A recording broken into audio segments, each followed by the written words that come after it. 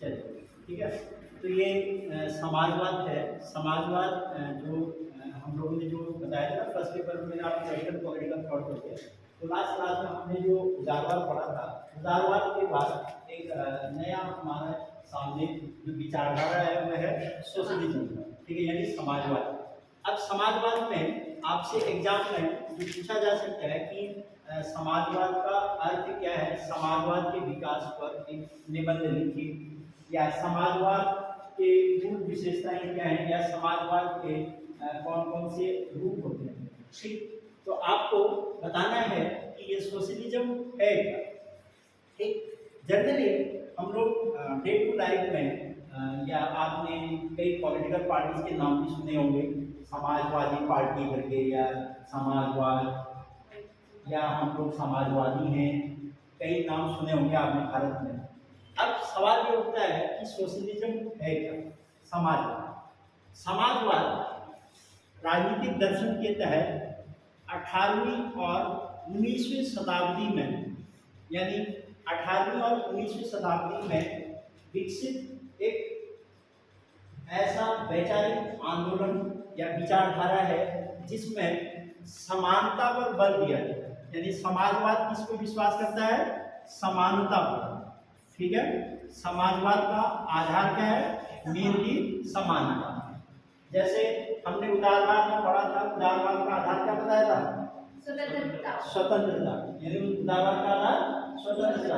अब यहाँ पे समाजवाद का आधार क्या है, समानता, न्याय, बंधुत्व, ये सब क्या है, समानता का समाजवाद का आधार। अब समाजवाद होता क्या है, समाजवाद बेसिकली एक ऐसा वैचारिक आंदोलन कहें, या बौद्धिक आंदोलन कहें, या सामाजिक परिवर्तन कहें, या क्रांतिकारी विचारधारा कहें। समाजवाद को दुनिया में हर जगह अलग अलग नाम से इसको जो है परिभाषित किया गया है, ठीक है। अब समाजवाद की जो अवधारणा है राजनीतिक चिंतन के तहत या समाज विज्ञान के विषयों के तहत, वो एक आर्थिक संसाधनों के ऊपर या उत्पादन प्रणाली के ऊपर राज्य के स्वामित्व की बात करता है। यानी जितने भी मोड ऑफ प्रोडक्शन है, मोड ऑफ प्रोडक्शन मतलब जितने भी हमारे देश में उत्पादन के साधन हैं या उत्पादन के स्रोत हैं, उन पर जो है राज्य का स्वामित्व हो, राज्य का प्रभुत्व हो। तो राज्य क्या करेगा, वो सारे जितने भी हमारे पास संसाधन हैं, जितने भी स्रोत हैं, उन सब के ऊपर अपना नियंत्रण स्थापित करेगा। तो इसलिए समाजवाद शब्द जो इसका जो मीनिंग है हमारा समाजवाद का, वो सामान्यतः यही है कि किसी भी देश में ऐसी व्यवस्था जिसमें उत्पादन प्रणाली के साधनों पर राज्य का या समाज का स्वामित्व होता है, ठीक है, यानी उसी पर राज्य का अधिकार होता है।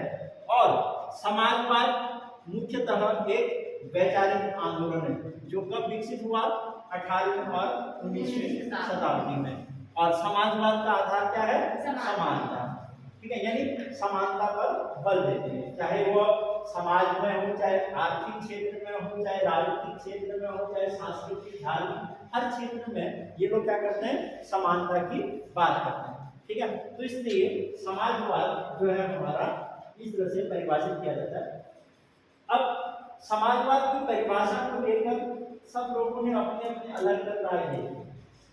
कोई कहता है कि समाजवाद है, जैसे एक विचारक हैं सीएन जोड करके, ठीक है, सीएन जोड क्या है, वो कहते हैं कि समाजवाद एक ऐसे टोपी या टोपी की भांति है जिसे हर कोई पहनता है, समझ रहे हैं।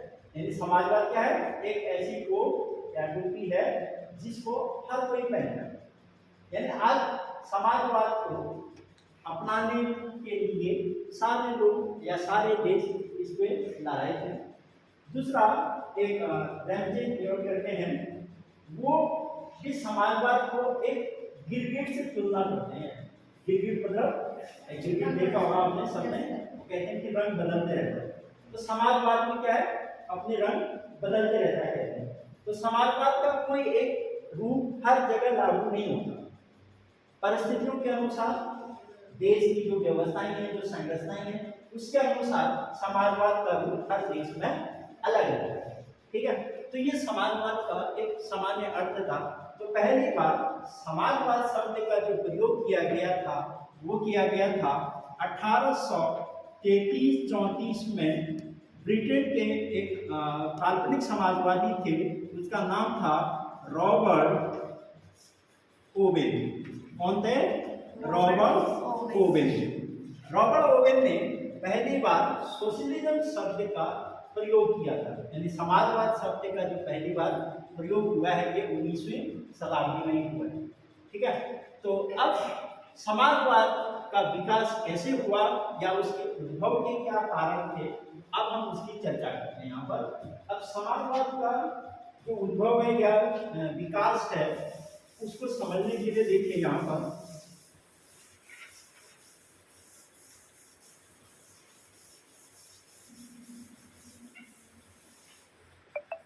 देखिए, हमने बात की थी जब विश्व में औद्योगिक क्रांति हुई थी।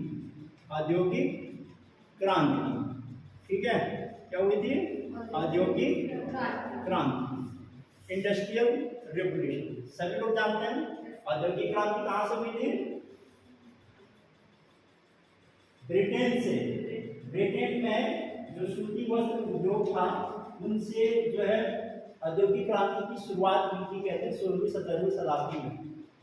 अब औद्योगिक क्रांति के चरम सीमा पर यानी 18वीं और 19वीं शताब्दी तक विश्व में अधिकतर देशों में औद्योगिकरण हो चुका था। ठीक है, क्या था? यानी उत्पादन पे जो औद्योगिक क्रांति का मतलब है पहले हाथ से बनी हुई चीजें होती थी, सारी हर चीज का उत्पादन जो है हाथ से बनाया जाता था, हाथ से ही उसका प्रोडक्शन होता था। लेकिन अब मशीनों से होने लगे। औद्योगिकरण का मतलब क्या है कि उत्पादन के जो साधन हैं, जितने भी उत्पादन है हमारे, उनका हाथ से या उससे बने हुई सामग्री के बजाय अब क्या है, सारी सामग्री किससे बनाई जाने लग गई? मशीनों से।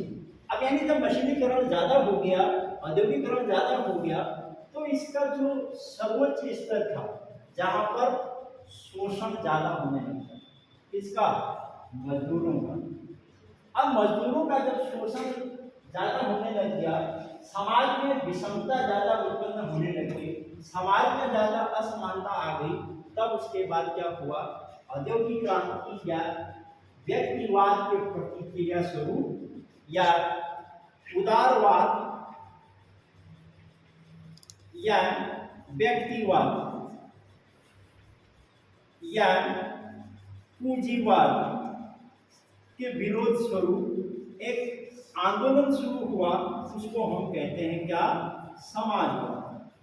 ठीक है, यानी समाजवाद का जो उद्भव है या समाजवाद की जो उत्पत्ति है मूलतः औद्योगिक क्रांति के परिणाम स्वरूप जो समाज में विषमताएं उत्पन्न हुई, समाज में जो असमानता स्थापित हुई और समाज में जो विभिन्न प्रकार के विघटनकारी प्रवृत्तियां विकसित हुई, तो उस दौरान जो विचारधाराएं थी उदारवाद, व्यक्तिवाद या पूंजीवाद, इनके प्रतिक्रिया स्वरूप या इनके विरोध में जो एक नया वैचारिक आंदोलन शुरू हुआ वो था हमारा समाजवाद। इसका मतलब है अगर औद्योगिकरण नहीं हुआ होता या पूंजीवाद नहीं होता या उदारवाद नहीं होता तो समाजवाद भी आता या बहुत देर में आता, लेकिन उसके विरोध स्वरूप यह समाजवाद शुरू हो गया। अब ऐसा नहीं है कि समाजवाद की जो परिकल्पना है वो केवल 18वीं-19वीं शताब्दी में हुई थी, पहले भी था, लेकिन समाजवाद का उस टाइम का रूप अलग था और बात का रूप अलग था। अब कैसे विकास हुआ, किस तरह से हुआ, वो समझिए। यहाँ पे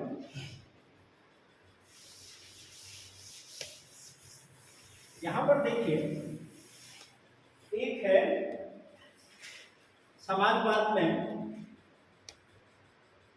जनरली हम लोग समाजवाद को एक प्रारंभिक समाजवाद या इसको हम लोग काल्पनिक समाजवाद भी बोलते हैं। क्या बोलते हैं? काल्पनिक समाजवाद। ठीक है, इंग्लिश में हम लोग कहते हैं यूटोपियन सोशलिज्म। ठीक है, क्या? Utopian socialism.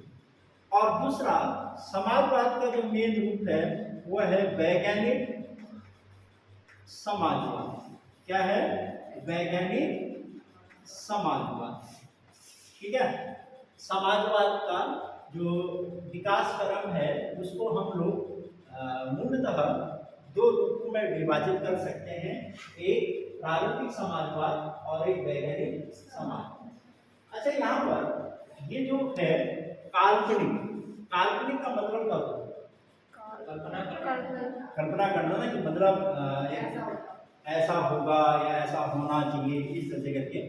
ऐसे ही जो समाजवाद का प्रारंभिक रूप था वो ये था। बाद में जब कार्ल मार्क्स ने समाजवाद को एक नई दिशा दी, समाजवादी आंदोलन का नेतृत्व किया, तो उनके द्वारा जो समाजवाद का जो रूप विकसित किया गया उसको हम लोग कहते हैं क्या? वैज्ञानिक समाजवाद। तो वैज्ञानिक समाजवाद का जनक कौन था? Karl Marx. ठीक है। वैज्ञानिक समाजवाद का जनक हम किसको कहते हैं? कार्ल मार्क्स को। कहाँ के थे ये? कार्ल मार्क्स थे जर्मनी के। ठीक है। जर्मनी के जो कार्ल मार्क्स थे, इनका जो समय है 1818 से 1883, यानी 19वीं शताब्दी के एक जर्मन दार्शनिक थे जिनको हम लोग वैज्ञानिक समाजवाद का जनक मानते हैं। अब ये जो वैज्ञानिक समाजवाद है इसको भी हम लोग अध्ययन की दृष्टि से, कैसे? अध्ययन की दृष्टि से हम इसको भी दो पार्ट में डिवाइड कर सकते हैं। एक क्रांतिकारी समाजवाद, एक क्रांतिकारी समाजवाद, ठीक है, और एक विकासात्मक समाजवाद। कौन सा? विकासात्मक समाजवाद। ठीक है। यानी जो वैज्ञानिक समाजवाद है उसको भी हम लोग दो रूप में डिवाइड कर सकते हैं, क्रांतिकारी समाजवाद और विकासात्मक समाजवाद। क्रांतिकारी समाजवाद में एक आता है हमारा मार्क्सवाद, एक आता है हमारा लेनिनवाद, एक आता है माओवाद, और एक आता है हमारा श्रमिक संघवाद, और एक आता है अराजकतावाद। अराजकतावाद मार्क्सिज्म, लेनिनिज्म, माओइज्म, सिंडिकलिज्म और अनार्किज्म। और विकासात्मक समाजवाद में एक आता है हमारा राज्य समाजवाद, या इसको हम लोग समष्टिवाद भी कहते हैं, समष्टिवाद। ठीक है। दूसरा हम लोग इसमें श्रेणी समाजवादियों को भी शामिल करते हैं, श्रेणी समाजवाद यानी गिल्ड सोशलिज्म। और तीसरा इसमें हम लोग फेबियनवाद, ये जो फेबियनवाद है इंग्लैंड का, उसको भी हम लोग इसमें शामिल करते हैं। और इसमें हम लोग अराजकतावाद को भी, यानी अराजकतावाद दोनों जगह आएगा। ठीक है। अराजकतावाद जो है दोनों जगह आएगा। क्लियर हो गया?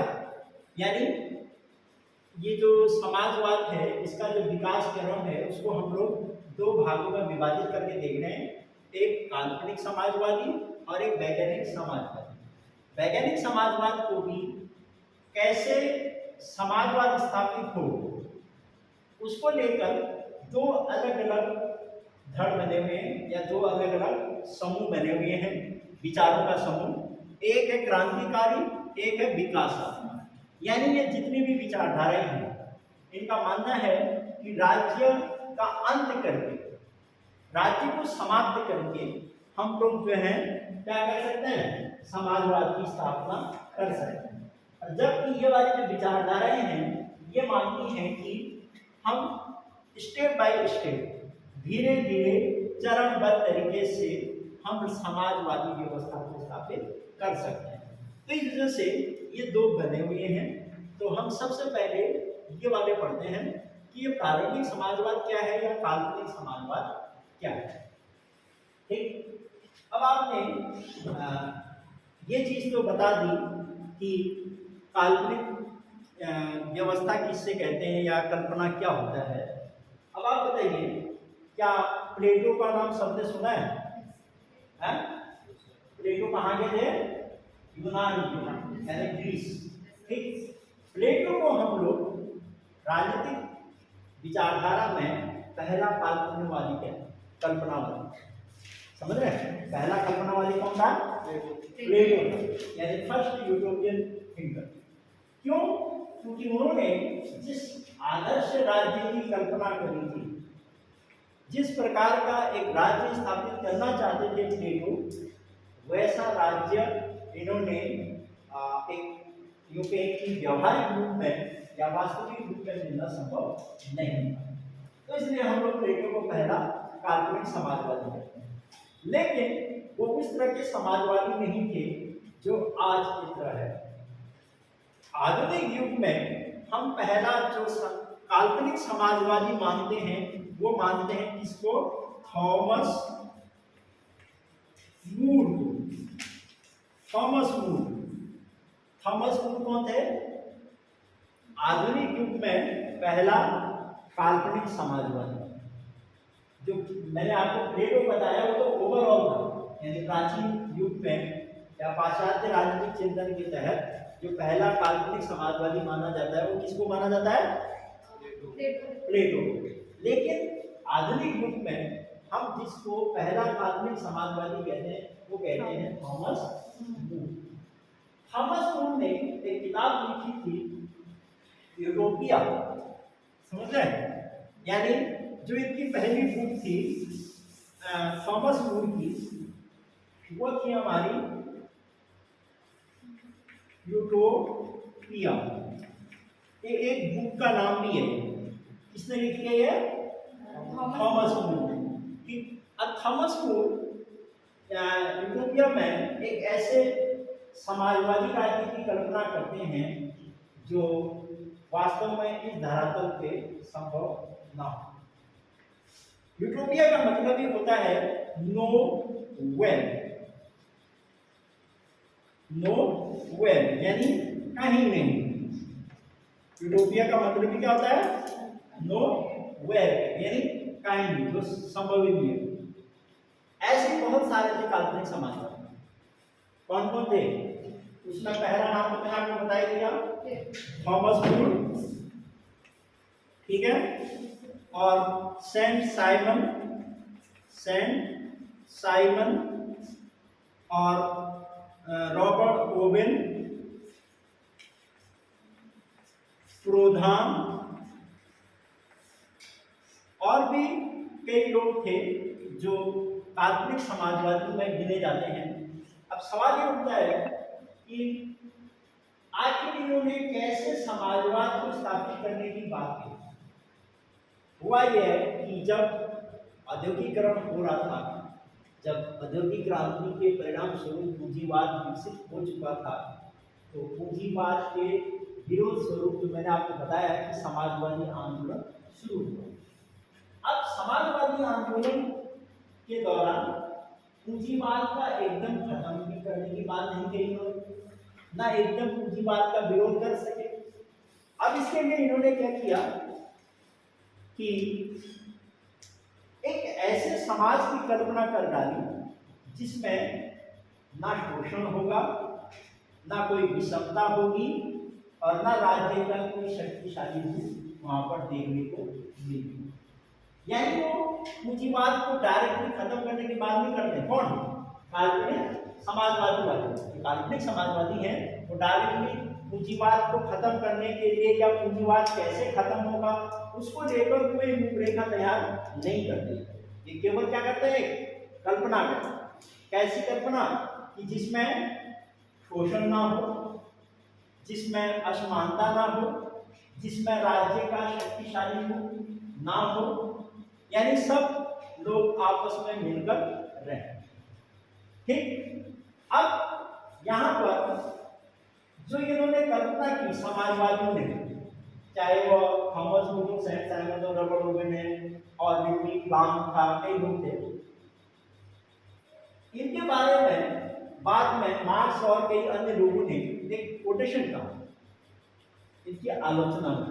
काल्पनिक समाजवादी उन्होंने क्या कहा कि काल्पनिक समाजवादियों ने एक सुंदर गुलाब की कल्पना तो करी, लेकिन उसके लिए गमला तैयार नहीं। समझ रहे हैं कोटेशन को? यानी वो कह रहे हैं कि काल्पनिक समाजवादियों ने एक सुंदर गुलाब की कल्पना तो करी, लेकिन उसके लिए एक गमला तैयार नहीं। इसका मतलब क्या है? आपने जो कल्पना करी वो बहुत अच्छी है, लेकिन वो धरातल पे लागू होगा कैसे, वो व्यवस्था स्थापित होगी कैसे, वो इन्होंने नहीं बताया।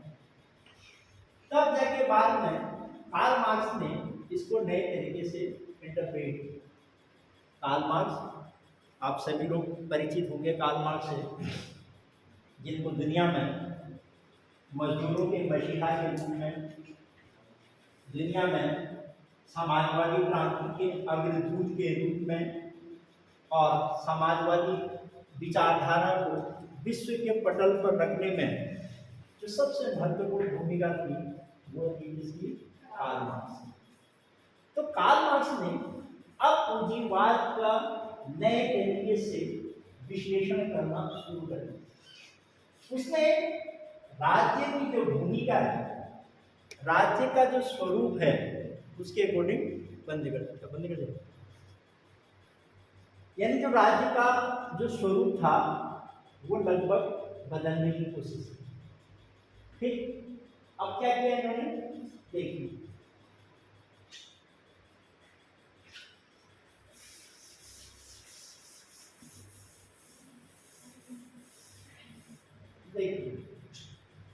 अब ये जो कार्ल मार्क्स हैं,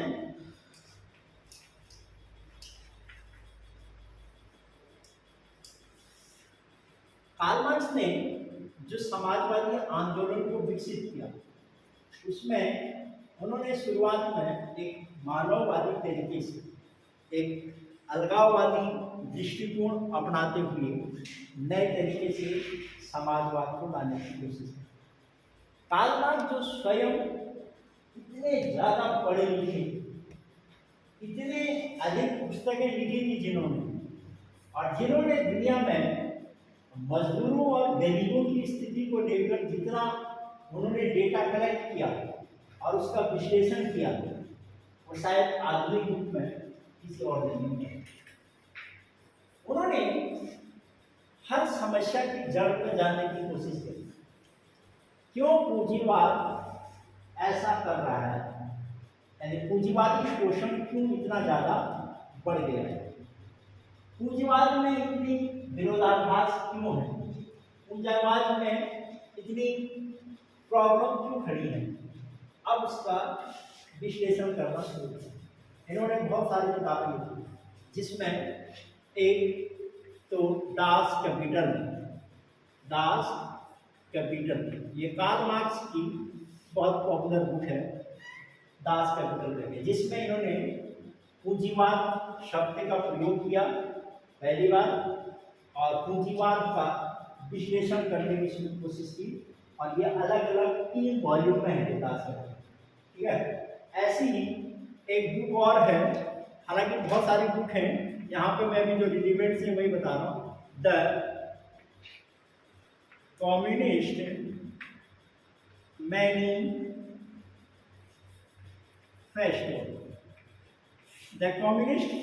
मैनिफेस्टो किसकी बुक है ये?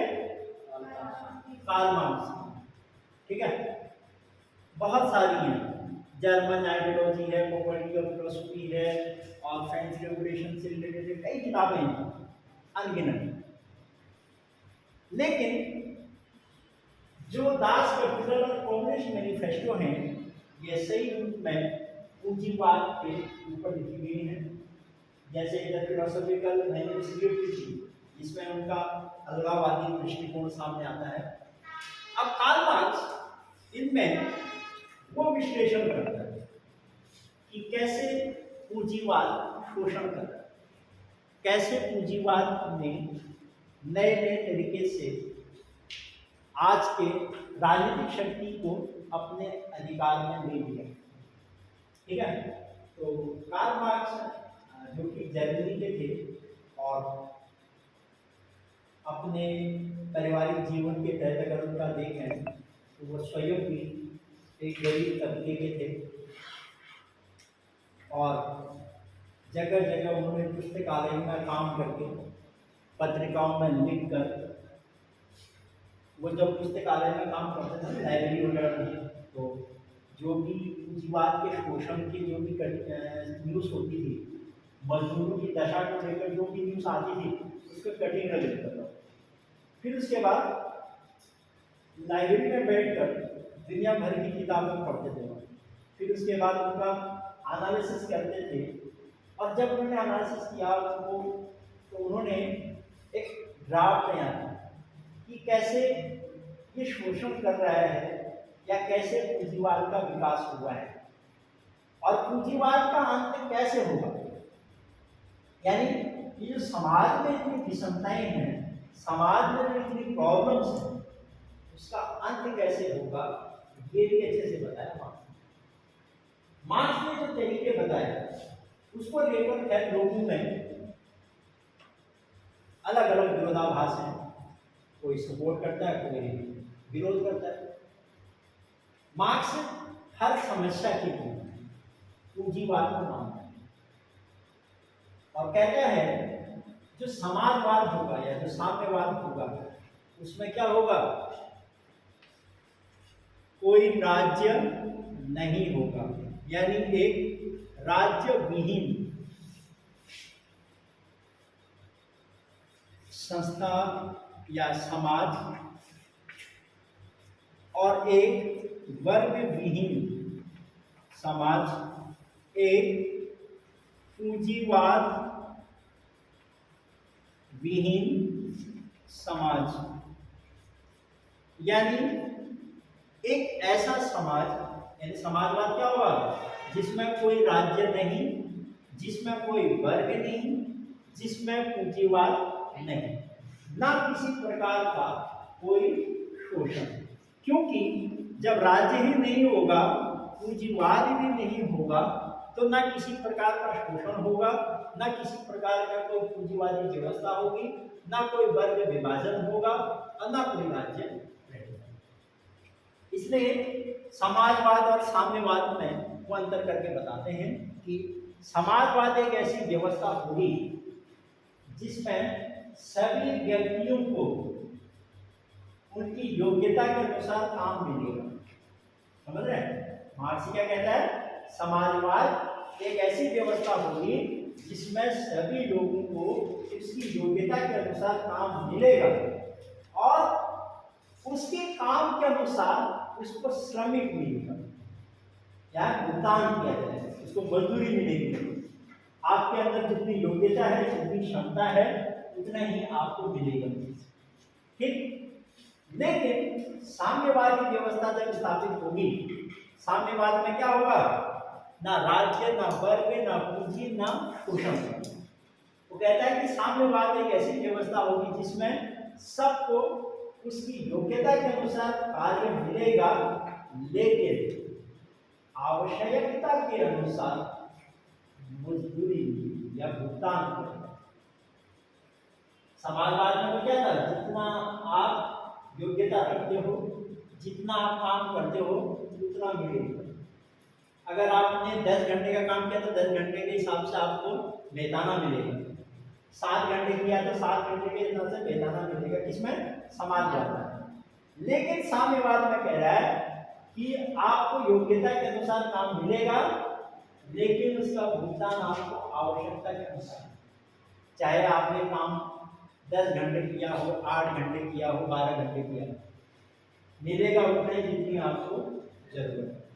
यानी आपने दिन भर में काम करके 100 रुपये के बराबर काम किया, जरूरत आपको केवल 50 रुपये की है, तो आपको 50 रुपये।